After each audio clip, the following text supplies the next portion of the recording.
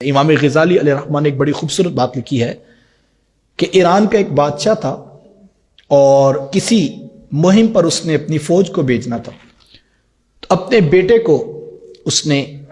جو ہے وہ بطور سپہ سالار قیادت دیتے ہوئے رخصت کر دیا۔ تو جب مہم پر وہ نکلے تو بادشاہ بھی پیچھے سے دعائیں کرتا رہا اور شہزادے کی ماں بھی دعا کرتی رہی، لیکن چند دن کے بعد یہ خبر ملی کہ جو ہے وہ فوج کو شکست ہو گئی ہے اور جو شہزادہ ہے وہ پشت دکھا کر بھاگ گیا۔ تو یہ خبر جب بادشاہ تک پہنچی تو بادشاہ کو بڑی تکلیف ہوئی کہ میں نے اتنی محنت سے بیٹے کو تیار کیا اور پھر میں نے اس کو جہاد پر بھیجا، اور یہ کیا بات ہوئی؟ چلو شکست تو سمجھ میں آتی ہے، بندہ ہار جیت تو ہو جاتی ہے، لیکن یہ کیا بات ہوئی کہ پشت دکھا کر بھاگ گیا۔ کاش کہ یہ خبر مجھے ملتی کہ آپ کا بیٹا شہید ہو گیا تو مجھے ناز ہوتا، تو کوئی بات نہیں، فتح نہیں ہوئی تو لیکن میرا بیٹا شہادت کا تاج پہن کر آیا۔ تو بادشاہ کے دل میں اس بات کا بڑا دکھ ہوا اور وہ اپنی بیوی کے پاس آیا اور اس نے آ کر کہا کہ فتح تو نہیں ہو سکی، لیکن یہ جو ساتھ خبر ہے کہ بیٹے نے پشت دکھائی ہے اور وہ بھاگ گیا ہے، یہ مجھ سے ہضم نہیں ہو رہی، تو اس نے مجھے بڑی تکلیف دی ہے۔ تو وہ عورت کہنے لگی کہ آپ کو اس بات سے تکلیف ہو رہی ہے، میں اس بات کو ماننے کو تیار نہیں،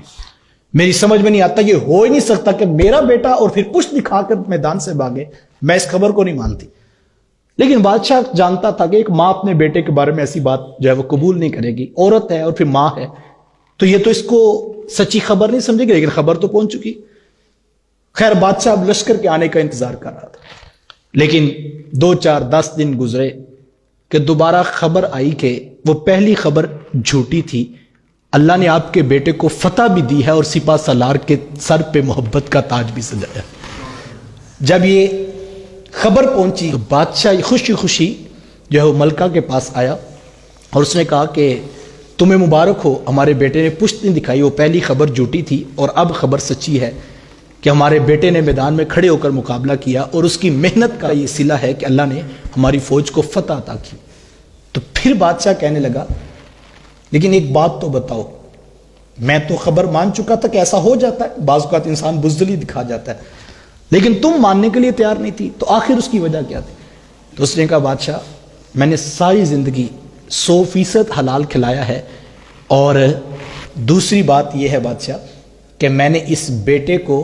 جو ہے جتنی دیر دودھ پیتا تھا میں باوضو ہوتی تھی اور سونے محمد پہ درود پڑھتی تھی، تو جس بچے کو پہلے دن سے حلال اور پاکیزہ ماحول ملا ہو وہ کبھی بزدل نہیں ہو سکتا۔ مجھے اس بات پہ یقین تھا اور مجھے اپنے دودھ کی تاثیر پہ یقین تھا کہ یہ نہیں ہو سکتا کہ میرا بیٹا بزدل ہو، تو یہ اس کی جو ہے وہ تاثیر ہے جو تم نے میدان کارزار میں آج سنی ہے اور دیکھی ہے۔ تو جب حلال کے ساتھ بدن پلے گا تو وہ راہ خدا میں کسی نہ کسی طرح سے کام آئے گا۔